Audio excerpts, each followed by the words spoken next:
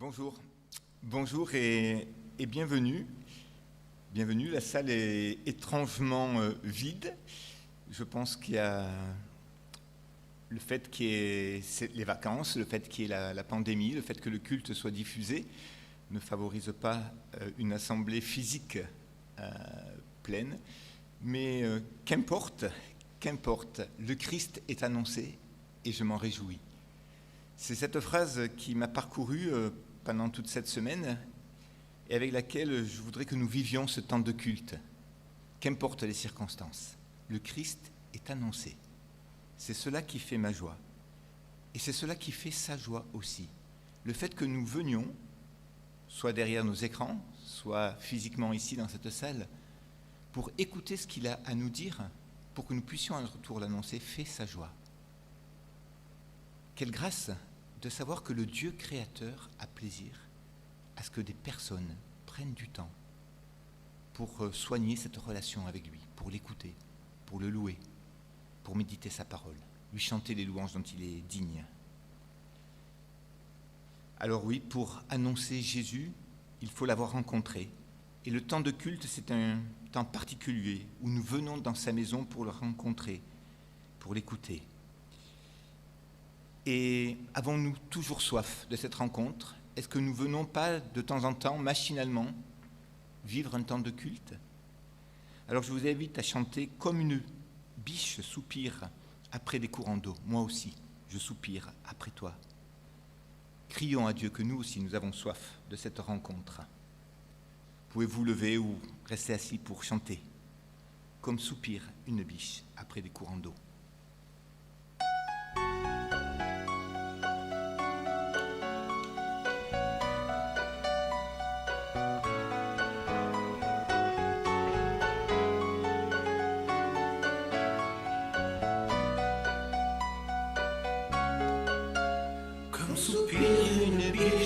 Après l'eau d'un ruisseau, moi aussi, ô Seigneur, je soupire après toi. J'ai soif de toi, mon Dieu, d'être là devant toi, de venir dans ton temple, me présenter à toi, pour qu'enfin me reviennent les souvenirs d'antan, où heureux je courais vers ta maison. Je voudrais retrouver cet amour et ce feu. Encore une fois brûlé, être fou amoureux de toi, attaché à tes pas, vibrer à ta parole et au son de ta voix, pour qu'enfin me reviennent les souvenirs d'antan, où heureux je courais vers ta maison. Je veux crier à toi, plutôt que de me plaindre, je veux compter sur toi. L'espérance et la joie seront dans ta présence. Je veux crier à toi, mon sauveur et mon Dieu. Montre-moi, ô Seigneur, chaque jour ta bonté, ta grandeur et ta grâce. Et moi je chanterai celui qui de ma vie est maître, celui qui m'a choisi et qui me fait renaître, pour qu'enfin me reviennent les souvenirs d'antan, où heureux je courais vers ta maison. Je veux crier à toi, plutôt que de me plaindre, je veux compter sur toi, te louer à nouveau. L'espérance et la joie seront dans ta présence. Je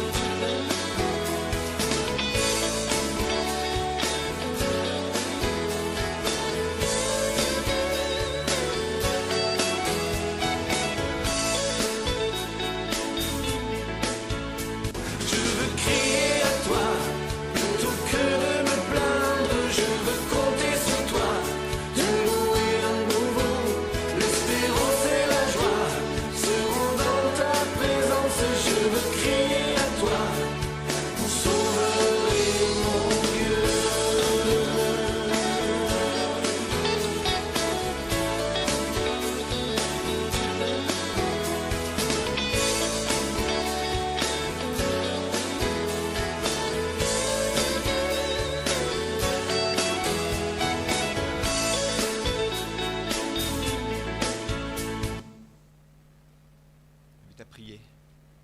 Merci Seigneur notre Dieu parce que, en effet, c'est toi qui nous invites à cette rencontre. Et nos cœurs débordent de joie de savoir que tu es là, les bras ouverts, pour nous accueillir dans ta présence. Merci pour cette espérance, cette joie qui découle de cette rencontre avec toi. Merci Seigneur parce que cette joie, tu la scelles, elle est inébranlable malgré les contextes. Seigneur, oui, nous voulons crier cette joie de venir entendre ta parole, venir t'apporter nos louanges. Seigneur, nous t'invoquons pour que ce temps de culte soit un temps à ta gloire, un temps qui nous fasse du bien spirituellement parce que nous avons pris soin de t'écouter, de te rencontrer personnellement et communautairement. Merci Seigneur parce que tu as voulu l'Église locale. Tu as voulu ces temps de rencontre où nous venons dans ta maison, fraternellement, pour être avec toi. Seigneur, sois le centre de ce culte. Merci pour cette parole aussi qui nous garantit que là où 2 ou 3 sont réunis en ton nom, tu es présent au milieu d'eux. Merci Seigneur d'être présent au milieu de nous ce matin. Gloire à ton nom. Amen. Vous pouvez prendre place. Annoncer le Christ. Annoncer le Christ, c'est la mission de son peuple. On pourrait dire aujourd'hui que c'est la mission de son Église, mais bien avant l'Église du Christ, le peuple de Dieu avait déjà pour mission d'annoncer le Christ. Que ce soit les prophètes, les rois, on peut penser à des psaumes de David par exemple. Et même dans la difficulté, même dans l'adversité, le message central, c'est l'annonce du Christ et la joie qui en découle. Le roi David, dans un psaume messianique, évoque bien cette adversité qui n'enlève pourtant rien à la joie d'accomplir la mission que Dieu lui confie et que Dieu nous confie. Je vous invite à la lecture de ce psaume, le psaume 2.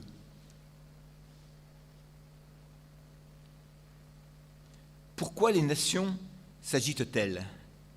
Pourquoi les peuples grondent-ils en vain? Les rois de la terre s'insurgent, les princes se liguent ensemble contre le Seigneur et contre l'homme qui a reçu son onction. Ils s'écrient, brisons leurs liens, secouons leurs chaînes. Il rit, celui qui habite le ciel. Le Seigneur se moque d'eux. Il leur parle dans sa colère, dans sa fureur, il les épouvante. C'est moi qui ai investi mon roi sur Sion, ma montagne sacrée. Je vais proclamer le décret. Le Seigneur m'a dit, tu es mon fils. C'est moi qui t'ai engendré aujourd'hui.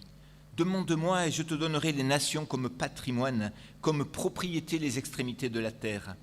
Tu les briseras avec un sceptre de fer. Comme une poterie, tu les mettras en pièces. Et maintenant, roi, ayez du bon sens. Recevez l'instruction, juge de la terre. Servez le Seigneur avec crainte. Soyez dans l'allégresse en frissonnant. Embrassez le Fils, de peur qu'il ne se mette en colère et que vous ne disparaissiez en chemin, car sa colère s'enflamme vite. Heureux, heureux tous ceux qui trouvent en lui un abri. Alors ce psaume évoque la confrontation entre les puissances qui régissent le monde terrestre et le royaume de Dieu. Et dans cette agitation, Dieu manifeste sa puissance et sa souveraineté par son Messie, le Christ. C'est lui qui vient. C'est lui qui vient appeler les grands de ce monde à la sagesse.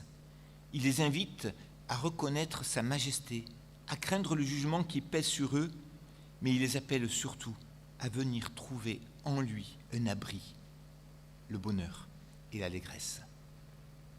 C'est son plan de toute éternité, qu'avec crainte et tremblement, nous venions dans la joie, dans l'allégresse, trouver en lui un abri et le bonheur. Oui, Dieu est majestueux. C'est lui à qui appartient la majesté. C'est ce que nous chantons maintenant. Majesté, à toi la majesté. À Jésus soit louange, honneur et gloire. Pouvons nous lever pour chanter ce chant.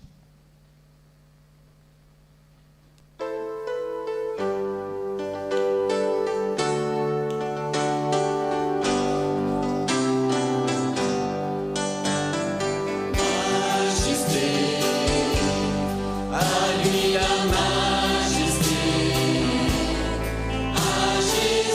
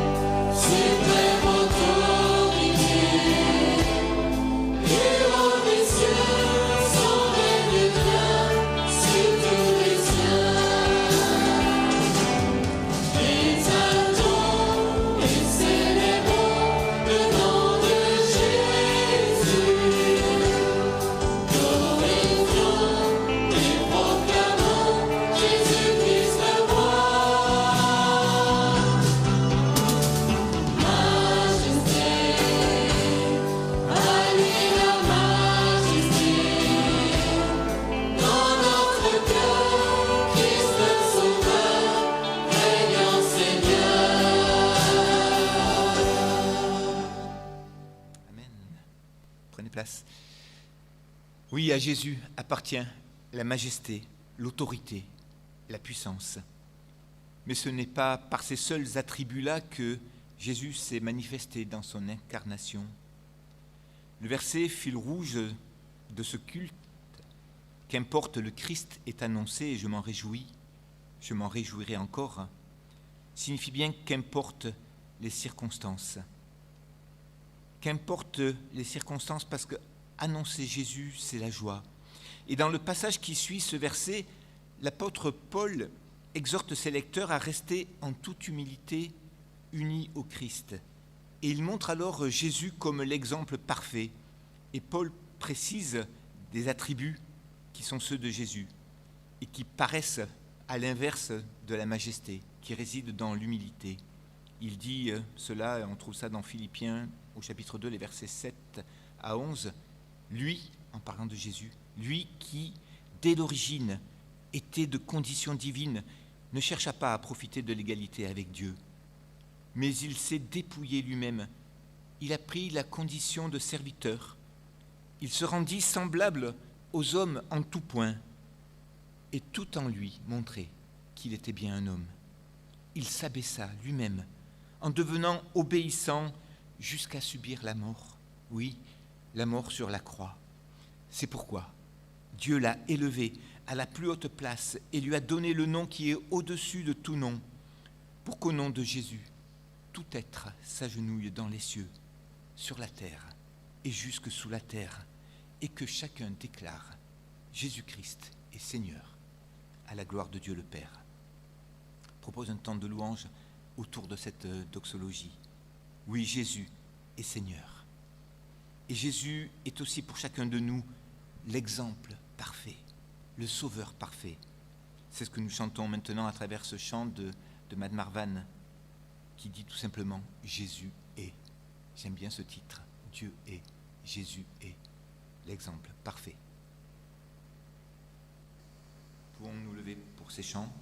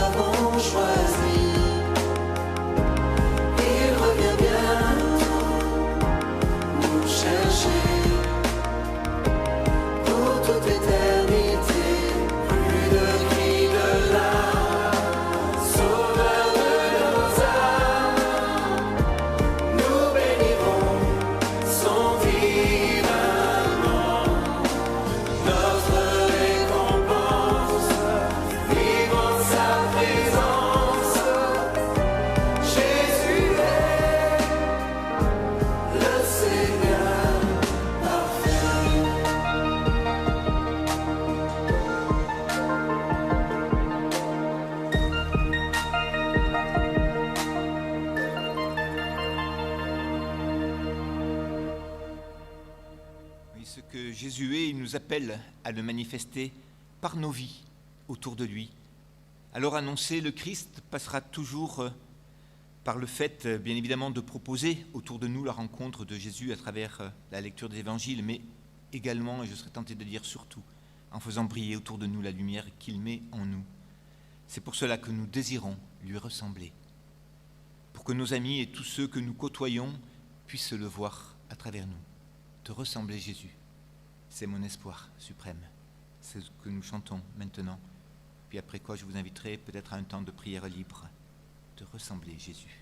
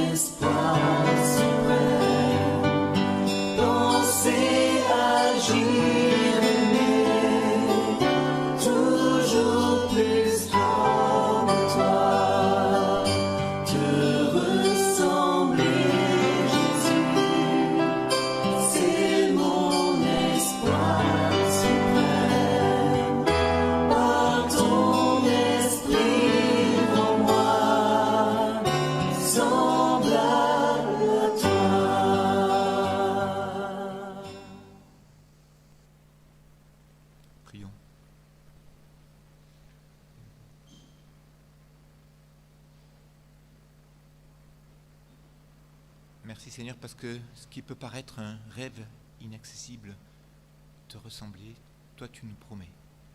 C'est une promesse que tu nous fais, que si nous restons attachés à toi, nous pouvons être un avec toi et faire briller ta lumière autour de nous. Seigneur, alors viens purifier nos cœurs, chasser tout ce qui n'est pas de toi. Viens magnifier ta vie dans nos vies, par nos vies, Seigneur. Merci parce que pour cela, tu nous assures le pardon parfait.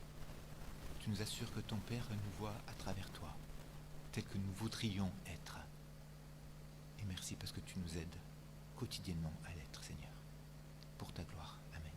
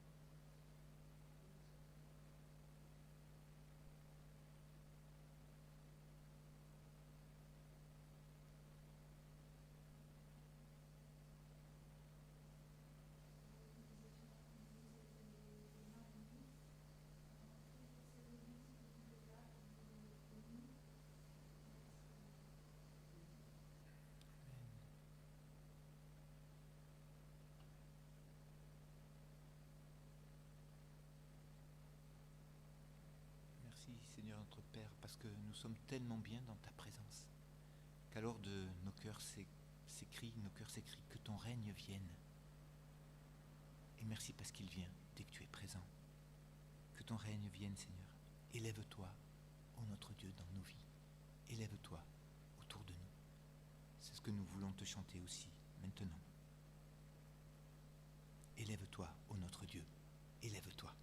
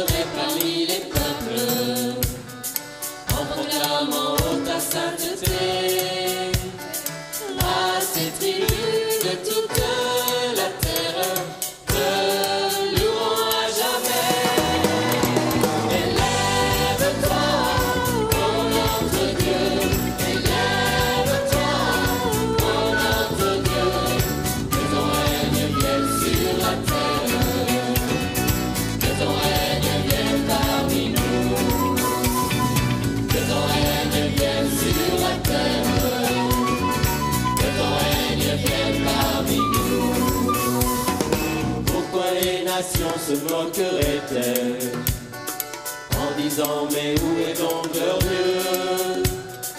Notre Seigneur qui vit dans le ciel règne et fait tout ce qu'il veut.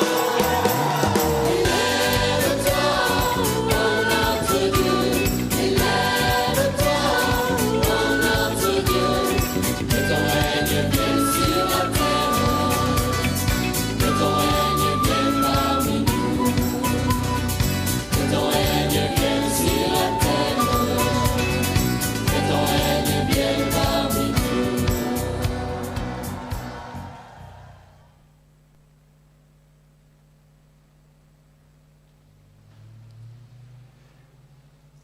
Oui, nous avons chanté « Élève-toi » et nous avons bien fait de le faire.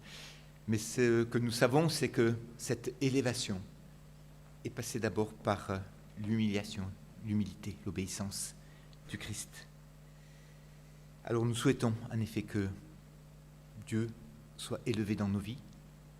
Rappelons-nous que c'est par le Christ que cela est possible. Rappelons-nous que Jésus s'abaissa lui-même en devenant obéissant jusqu'à subir la mort, ce que nous avons lu tout à l'heure. Oui, la mort sur la croix. Et c'est pourquoi Dieu l'a élevé à la plus haute place et lui a donné le nom qui est au-dessus de tout nom, pour qu'au nom de Jésus, tout être s'agenouille dans les cieux, sur la terre et jusque sous la terre, et que chacun déclare Jésus-Christ est Seigneur, à la gloire de Dieu de Père. Alors oui, nous sommes heureux de savoir que le Seigneur a aujourd'hui repris cette place, qu'il est le Seigneur. Mais nous ne voulons pas oublier, conformément à ce qu'il nous a rappelé, qu'il a dû s'abaisser lui-même, souffrir les souffrances qu'il connaissait bien, se souvenir de l'œuvre de Jésus à la croix, de son don total et parfait par amour pour chacun de nous. Ce qui lui en a coûté, oui, Jésus le savait, le connaissait. Il connaissait certainement ce psaume 22, dont il a murmuré quelques paroles sur la croix. Je vous invite à en lire quelques extraits. Mon Dieu, pourquoi m'as-tu abandonné? Pourquoi ne me sauves-tu pas? Pourquoi n'entends-tu pas mes cris? Le jour, j'appelle et tu ne réponds pas, mon Dieu.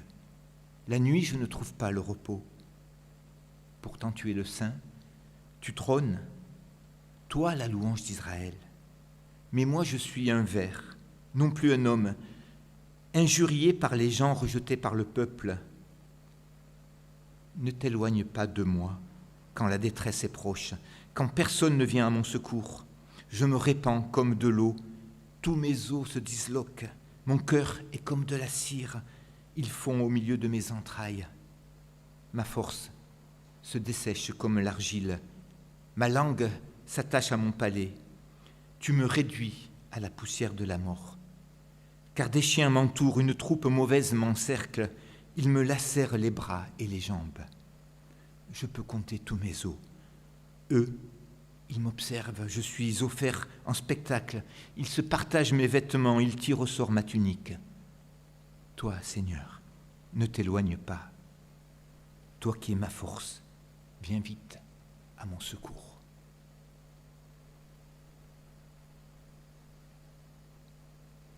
Rappelons-nous de ces paroles lorsque nous considérons ce pain qui symbolise le corps brisé de Jésus.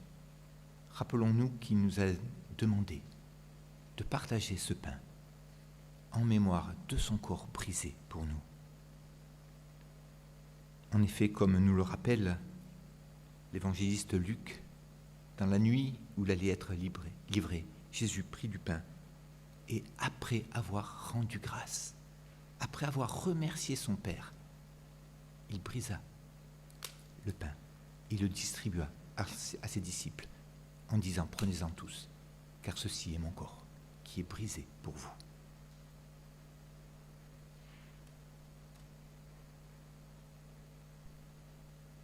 Oui, merci Seigneur. Jésus, parce qu'en effet, ton corps brisé, c'est le poids de mon péché qui me brise, qui me briserait si toi tu n'avais pas pris ma place. Seigneur, merci parce que, en effet, en reconnaissant ce pain, à travers ce pain, ton corps brisé, alors je reconnais que le mal qui habite en moi avait besoin d'être brisé, de disparaître totalement. Merci Seigneur Jésus d'avoir accepté ce sacrifice pour chacun d'entre nous, ici présents, et pour chacun de tes enfants, Seigneur. Amen. Jésus fit de même avec la coupe. Après le dîner, en disant « Cette coupe, c'est l'alliance nouvelle en mon sang, qui est répandue pour vous tous. Une alliance nouvelle, scellée par le sang, qui nous garantit, une alliance, c'est ce qui garantit que ce qui est nouveau ne sera pas détruit. C'est scellé par le sang de Jésus. Notre nouvelle naissance, après que le corps ait été brisé et scellé, est garantie par le sang de Jésus, qui efface tout péché et qui nous permet d'entrer dans la présence de Dieu. J'invite à un temps de prière silencieuse, et puis nous nous rappellerons après, à travers ce chant, que Jésus est Seigneur, parce que Dieu l'a fait Seigneur, parce qu'il a su être obéissant.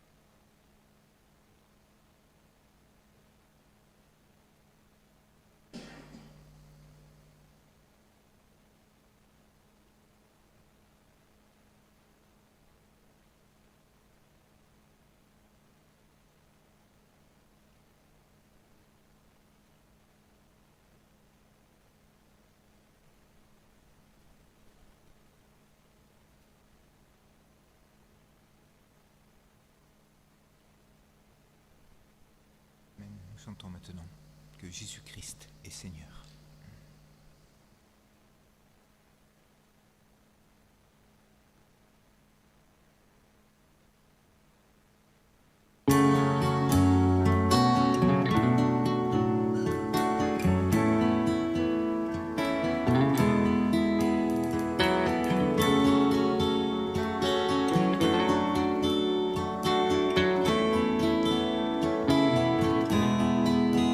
De son trône de clarté, de son ciel de pureté, Jésus-Christ est descendu jusqu'à nous, pécheurs perdus. De toujours il était Dieu, roi de la terre et des cieux, et se dépouillant de tout, Jésus vint mourir pour nous. Jésus-Christ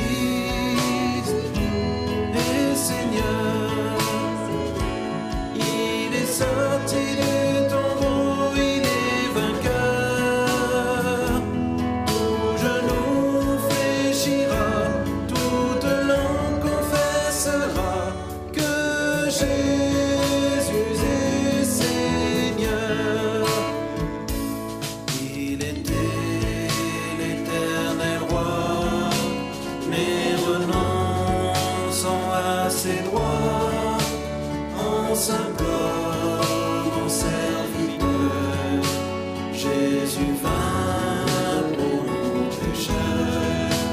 Bien que fils, Jésus a pris par les choses qu'il souffrit, jusqu'à la mort de la croix, l'obéissance et la foi.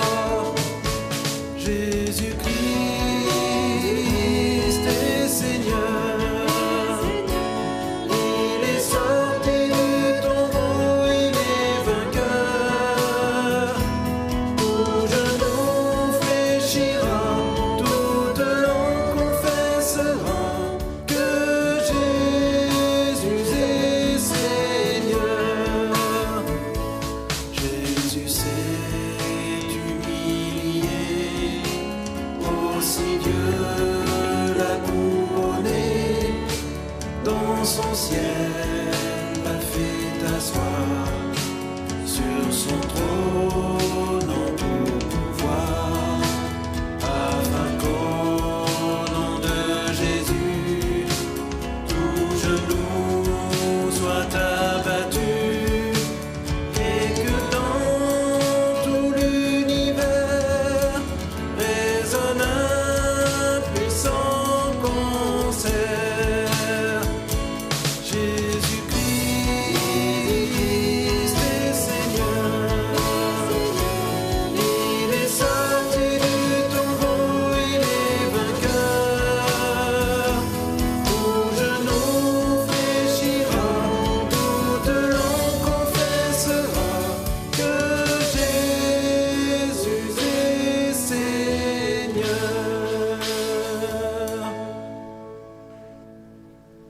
Amen. Prenons place.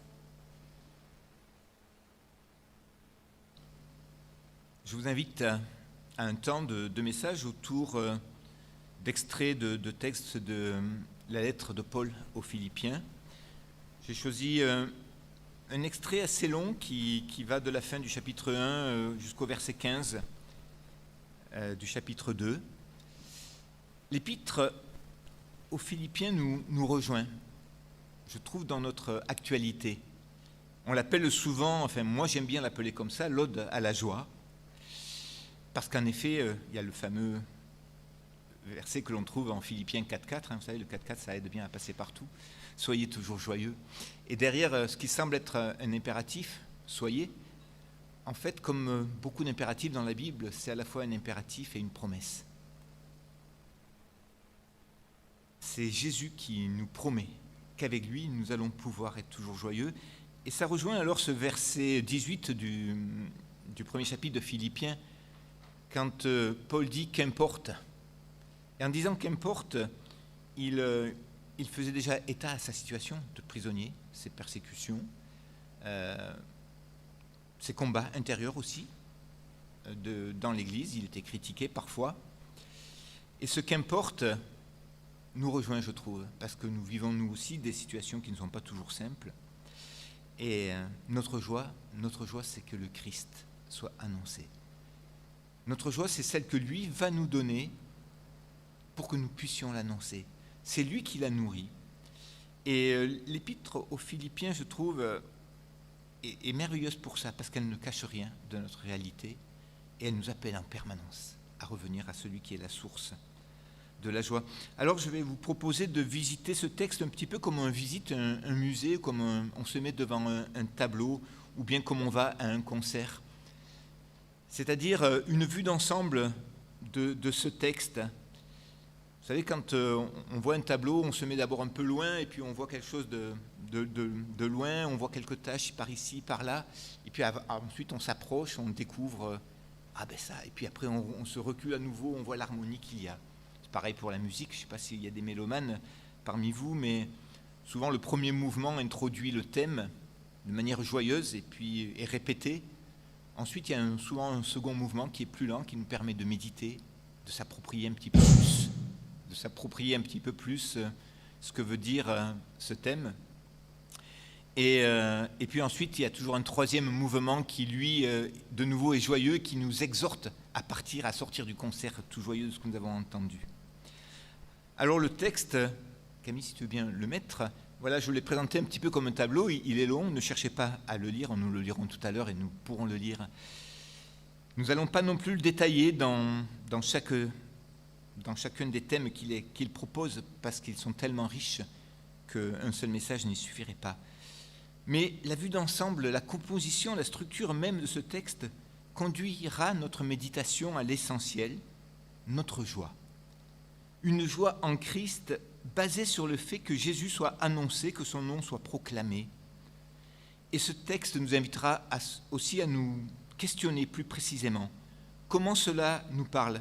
Comment est-ce que nous allons en repartir ? Comment cela nous rejoint dans notre quotidien ? Qu'allons-nous faire de concret de ce texte dans nos vies ? Et si nous regardons ce tableau que vous avez derrière, en rouge, les petites taches, les petits versets qui encadrent le texte, c'est ce qui est à la fois la motivation et la finalité de ce passage, c'est la joie. Nous le verrons tout à l'heure lorsque nous pourrons lire le texte. La joie en Christ, la joie dans l'Église, l'unité, la joie malgré l'épreuve, la joie intarissable d'être un enfant de Dieu. Et puis les passages en mauve précisent un aspect de cette joie. La joie d'être appelé à le servir, la joie dans le service du prochain. En bleu, c'est le fondement inébranlable de cette joie, c'est la grâce et notre confiance dans la bonne nouvelle du Christ. C'est ce fondement qui nous permettra de briller comme des flambeaux dans le monde portant l'image de Jésus. Et puis en vert, nous retrouvons la doxologie que nous avons déjà lue, magnifiant l'exemple parfait. Jésus, Jésus au centre du texte, lui l'exemple parfait. Alors après cet aperçu avec du recul de ce tableau, nous nous approchons et je vous invite maintenant à le lire. Qu'importe les persécutions, qu'importe le contexte, le Christ est annoncé et je m'en réjouis. Et je m'en réjouirai encore. Car pour moi, la vie c'est le Christ et la mort est un gain. Toutefois, s'il est utile pour mon œuvre que je continue à vivre dans la chair, je ne sais que préférer. Je suis enfermé dans ce dilemme. J'ai le désir de m'en aller et d'être avec le Christ, ce qui serait de beaucoup le meilleur. Mais à cause de vous, il est plus nécessaire que je demeure dans la chair. Seulement conduisez-vous d'une manière digne de la bonne nouvelle du Christ, combattant d'une même âme pour la foi de la bonne nouvelle, sans vous laisser aucunement intimider par des adversaires. Pour eux, c'est un indice de perdition, mais pour vous, c'est un indice de salut de la part de Dieu. En effet, pour ce qui est du Christ, la grâce vous a été accordée, non seulement de mettre votre foi en lui, mais encore de souffrir pour lui, en soutenant ce même combat que vous avez vu chez moi et dont maintenant vous entendez encore parler en ce qui me concerne. S'il y a donc quelque encouragement dans le Christ, s'il y a quelque réconfort dans l'amour, s'il y a quelque communion de l'esprit, s'il y a quelque tendresse, quelque magnanimité, comblez ma joie en étant bien d'accord. Ayez un même amour, une même âme, une seule pensée. Ne faites rien par ambition personnelle ni par vanité. Avec humilité, au contraire, estimez les autres supérieurs à vous-même. Que chacun, au lieu de regarder ce qui lui est propre, s'intéresse plutôt aux autres. Ayez entre vous les dispositions qui sont en Jésus-Christ. Lui qui était vraiment divin, il ne s'est pas prévalu d'un rang d'égalité avec Dieu, mais il s'est vidé de lui-même en se faisant vraiment esclave, en devenant semblable aux humains. Reconnu à son aspect comme humain, il s'est abaissé lui-même en devenant obéissant jusqu'à la mort sur la croix. C'est pourquoi Dieu l'a souverainement élevé et lui a accordé le nom qui est au-dessus de tout nom, pour qu'au nom de Jésus, tout genou fléchisse dans les cieux, sur la terre et sous la terre, et que toute langue reconnaisse que Jésus-Christ est le Seigneur, à la gloire de Dieu le Père. Ainsi, mes bien-aimés, comme vous avez toujours obéi, mettez en œuvre votre salut avec crainte et tremblement, car c'est Dieu qui opère en vous le vouloir et le faire pour son bon plaisir. Faites tout sans maugréer ni discuter, pour être irréprochable et pur, enfant de Dieu, sans défaut au milieu d'une génération perverse et dévoyée, dans laquelle vous brillez comme des lumières du monde en portant la parole de vie. Ce sera ma fierté au jour du Christ. Ainsi, je n'aurais pas couru en vain, je ne me serais pas donné de la peine en vain, mais même si je dois être en répandu comme une libation sur le sacrifice qu'est le service de votre foi, je m'en réjouis. Et je me réjouis avec vous tous. Vous aussi, réjouissez-vous avec moi. Alors oui, le Christ est annoncé du début à la fin de ce texte. Le Christ est annoncé, et c'est cela, la joie. Alors, dès que Paul prononce le nom de Jésus, le mot de Christ, il est transporté dans sa présence. Et c'est cela qui est le comble de joie. Après avoir exposé la nature des attaques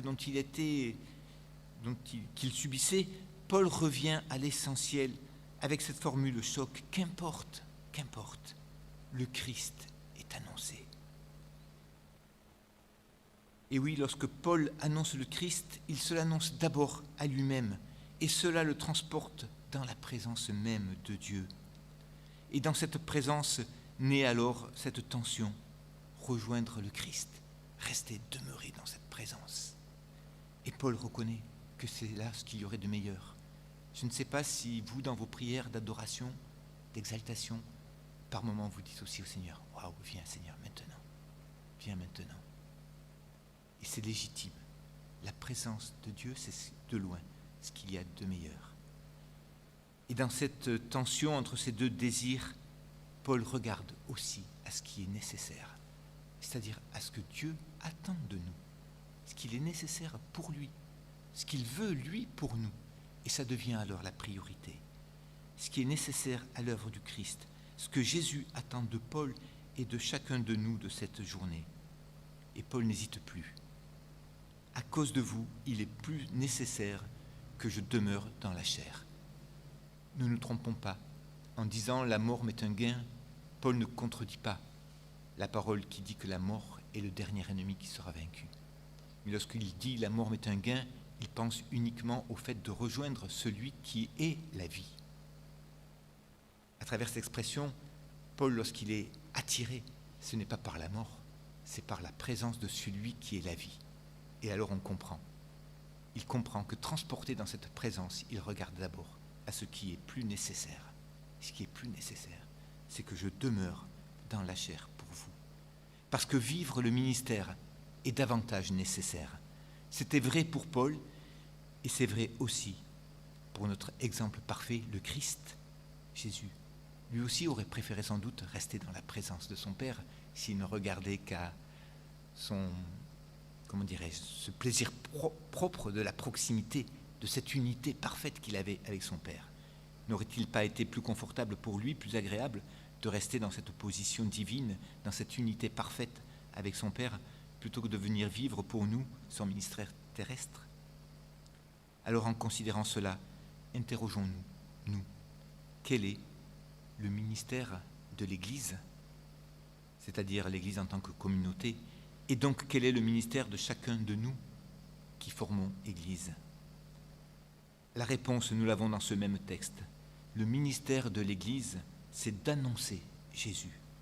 L'annoncer par la parole biblique, mais annoncer la bonne nouvelle par l'exemple, avant tout, par l'unité dans notre Église, par l'amour qui nous unit. Si Jésus ne vient pas encore enlever son Église, c'est parce qu'il est plus nécessaire, plus avantageux pour nous tous que et pour tous les autres, pour tous ceux qui nous entourent, que le ministère de l'Église se poursuive et que nous portions la lumière du Christ autour de nous. Rechercher le meilleur, c'est donc entrer dans ce service que Dieu nous confie. Alors Paul nous met en garde sur les dangers qui existent dans la manière de vivre ce ministère de l'Église. Le contexte hostile qui entourait l'apôtre Paul nous entoure aussi et risque d'atteindre à l'intérieur de l'Église la division. Alors Paul nous parle d'un combat à mener, sans nous laisser intimider par les adversaires, malgré les souffrances qui pourraient nous atteindre, malgré les divisions, l'hypocrisie parfois, le sentiment d'orgueil. Paul ne se trompe pas de combat et nous invite à vivre d'une manière digne de la bonne nouvelle du Christ. Il nous rappelle que c'est notre confiance dans l'œuvre de Jésus qui constitue notre seule garantie de victoire. La bonne nouvelle du Christ, c'est la grâce que Dieu nous a accordée et qui fait de nous des enfants de Dieu. Cette grâce nous rappelle que nous ne méritons rien. Elle nous invite alors à l'humilité, pas de comparaison entre nous. Elle nous invite à la reconnaissance, à la gratitude et à l'amour. Nos cœurs pleins de reconnaissance se tournent alors vers Jésus et nous l'entendons nous dire « Ce n'est pas vous qui m'avez choisi, c'est moi qui vous ai choisi et institué pour que vous alliez et que vous portiez du fruit et que votre fruit demeure. Ce que je vous commande, c'est de vous aimer les uns les autres, comme je vous ai aimé. Aimez-vous les uns les autres. À ceci, tous reconnaîtront que vous êtes mes disciples à l'amour que vous aurez les uns pour les autres. » Oui, c'est bien par notre amour, par notre unité que nous annonçons Jésus, Jésus vivant au milieu de nous. L'exemple parfait de Jésus, le Seigneur à la gloire de Dieu, lui, Jésus, a prié. Il a prié son Père pour nous, pour notre unité, lui demandant « Comme toi, Père, tu es en moi et moi en toi, qu'eux aussi soient en nous. Pour que le monde croie que c'est toi qui m'as envoyé. Et moi, je leur ai donné la gloire que tu m'as donnée pour qu'ils soient un, comme nous sommes un. » Oui, c'est bien cette seule grâce qui nous permet de manifester à la fois l'unité, mais la gloire de Jésus. Accepter la gloire que Jésus nous donne, c'est accepter de rentrer dans la même humilité que lui a eue. Alors, avec confiance dans l'œuvre de Jésus, croyons-nous que ce qu'il a fait est pleinement suffisant. Avec confiance dans l'œuvre de Jésus, qui nous fait participants de la nature divine par l'Esprit Saint en nous, l'apôtre Paul nous redit que nous sommes appelés à être porteurs dans le monde de la lumière de Dieu. Et lorsqu'il nous exhorte à mettre en œuvre notre salut, cela signifie de considérer ce que nous sommes réellement. Mettez en œuvre votre salut, ça veut dire, mais considérez que ça y est, vous êtes sauvés. Vous êtes des enfants de Dieu. Vivez pleinement en tant que tels. Vivez pleinement en tant qu'enfants de Dieu. Les enfants, leur caractéristique, c'est de porter la caractéristique de leur Père, parce que lui a fait de nous ses enfants. Dans d'autres textes, Paul précisera de manière concrète, dans des exemples concrets de notre vie quotidienne, quelle est la bonne manière de vivre, que ce soit en famille, en église, au sein du couple ou en tant que citoyen. quelle est, oui, cette bonne manière de faire briller à travers des exemples concrets. Mais ici, dans ce texte, il ne fait appel qu'à notre foi, qu'à notre confiance dans cette bonne nouvelle et dans le fait de nous l'approprier pleinement. Vivez comme des enfants de Dieu. Je cite quelques autres expressions du texte que nous avons lu. Une conduite digne de la bonne nouvelle du Christ. Vivre selon la grâce qui vous a été accordée en mettant votre confiance en lui. Mettez en œuvre votre salut. Faites tout comme des enfants de Dieu sans défaut au milieu d'une génération perverse. Avons-nous cette certitude, cette confiance que nous sommes porteurs de l'image de Dieu, de l'image de Jésus. Jésus a fait de nous des enfants de Dieu et c'est lui qui va nous permettre d'en vivre dignement. Cela nous conduit, je l'ai dit, à l'humilité et à la recherche permanente de la communion dans l'amour fraternel. C'est cela qui mettra un comble à la joie de l'apôtre et n'en doutons pas, qui remplit de joie aussi le Seigneur Jésus. Faire briller la lumière de Dieu par notre amour et notre unité, c'est là le ministère de l'Église du Christ, en tant que communauté et donc en tant que chacun d'entre nous. Pour qu'il en soit ainsi, dans un contexte hostile que ne nous a pas caché l'apôtre Paul, que ne nous cache pas Jésus non plus, nous avons à nous souvenir chaque jour et avec confiance que nous sommes appelés à vivre pleinement notre identité nouvelle d'enfants de Dieu. C'est pour cela que Jésus est venu, qu'il a donné sa vie, pour que nous puissions poursuivre son œuvre.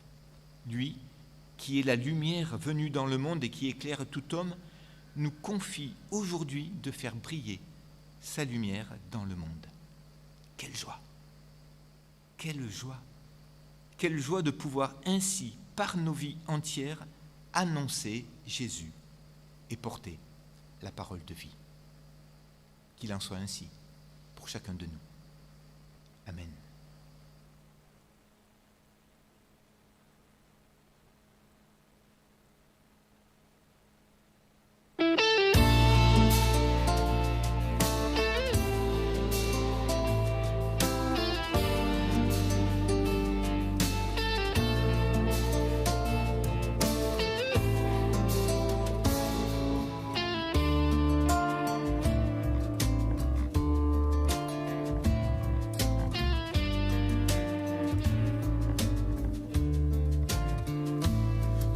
Demain, tu étends l'espérance qui nous abrite et la joie qui nous attend et ta joie qui nous habite. Tu nous appelles à te servir en dépit de nos faiblesses, comme ta grâce nous suffit. Nous comptons sur ta sagesse. Au combat, nous tenons debout. Si nous restons à genoux en ta présence, en ta présence, en ta présence, plus de ténèbres que la lumière, plus d'apparence, ta vérité nous éclaire.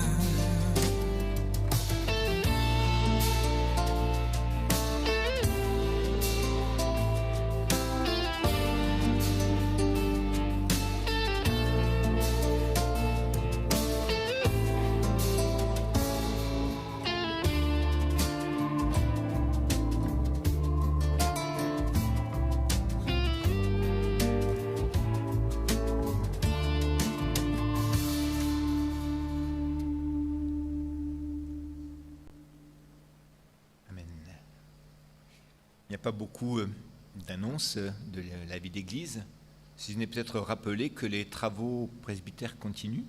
Donc si certains sont rentrés de vacances et nous entendent, que ce soit ici dans cette salle ou à travers les réseaux Internet, ben voilà, vous êtes les bienvenus pour poursuivre ces travaux et renforcer l'équipe. Voilà, alors c'est vrai que nous entendons aussi les nouvelles concernant la pandémie et c'est bien d'être prudent, mais dans cette église, nous respectons les règles sanitaires, donc vous êtes invités à venir aussi physiquement. Pour les plus fragiles, c'est bien aussi que ce culte puisse être diffusé sur le réseau. Pensons à prendre des nouvelles les uns des autres, continuons à le faire dans ce temps de vacances. Peut-être certains sont encore plus isolés que d'habitude. Pensons à prendre des nouvelles les uns des autres. Et puis, bien évidemment, rendez-vous tous les dimanches à 10h30 ici, dans cette salle. Voilà, je sais que Jean-Pierre, qui se tient à la fin de la salle, a porté les CD de l'enregistrement de Jean. Donc voilà, si certains sont intéressés, sachez que ce CD est à la vente et vous pouvez contacter Jean-Pierre. Ils sont à la vente pour au prix de 15 €. Voilà, nous arrivons à la fin de ce temps de culte. Je vais vous inviter à vous lever pour recevoir la bénédiction et la parole d'envoi. En effet, pour que le nom de Jésus continue d'être proclamé, nous sommes invités à faire passer le message de la bonne nouvelle. Ce sera le chant d'envoi. Mais auparavant, je vous invite à recevoir ces paroles d'encouragement qui se trouvent, comme vous pouvez vous en douter, à la fin de la lettre de Paul aux Philippiens. Au reste, mes frères, que tout ce qui est vrai, que tout ce qui est digne, tout ce qui est juste, tout ce qui est pur, tout ce qui est aimable, tout ce qui est moralement bon et digne de louange, soit l'objet de vos pensées. Et le Dieu de paix sera avec vous. Oui, que la grâce du Seigneur Jésus soit avec votre esprit. Amen. Avant de partir, je vous invite à chanter avec Théo Z ce chant « Fais passer la nouvelle ». Autour de toi, le chemin vers le ciel est libre de droit.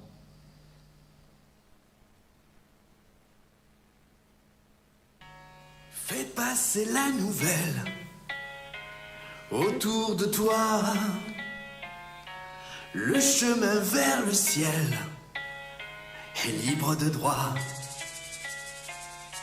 Fais passer la nouvelle autour de toi, le chemin vers le ciel est libre de droit.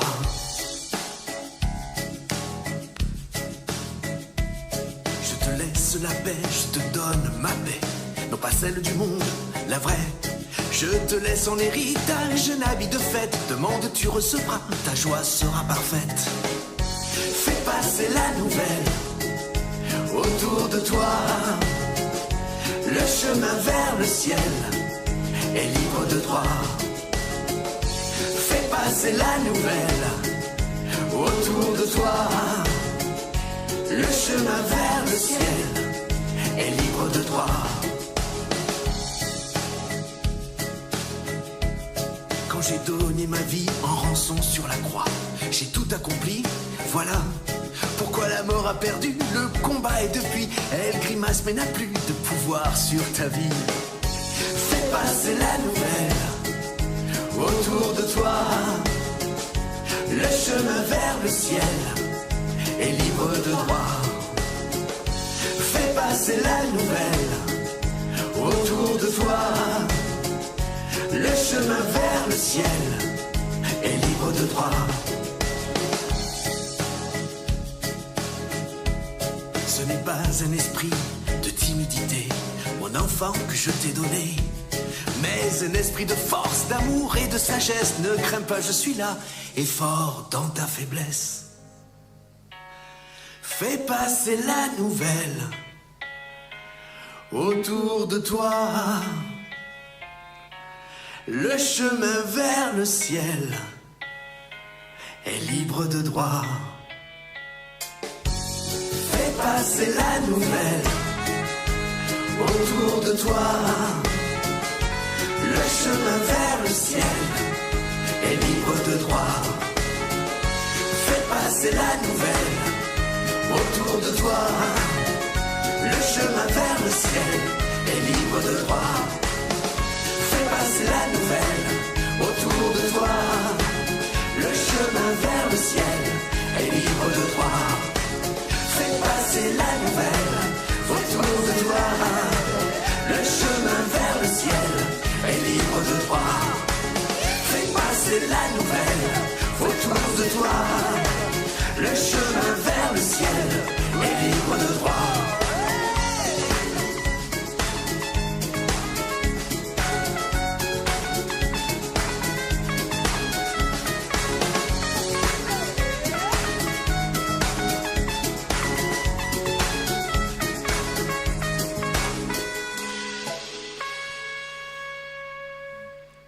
Allons dans la joie, faire passer cette nouvelle. Bon dimanche à tous.